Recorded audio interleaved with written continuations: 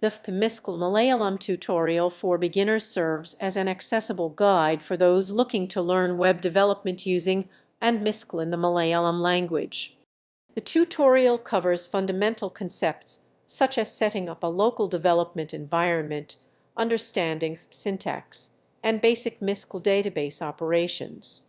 It introduces readers to creating and managing databases, performing crud create, raid, update, delete operations, and connecting scripts with mysql databases. Additionally, the tutorial emphasizes best practices in coding and database management, ensuring that learners understand not just how to write code, but also the principles behind efficient web application development.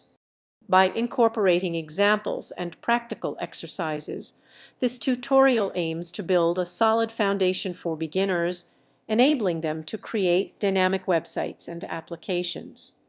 With a focus on clear explanations in Malayalam, it caters to native speakers seeking to enhance their programming skills in an increasingly digital world.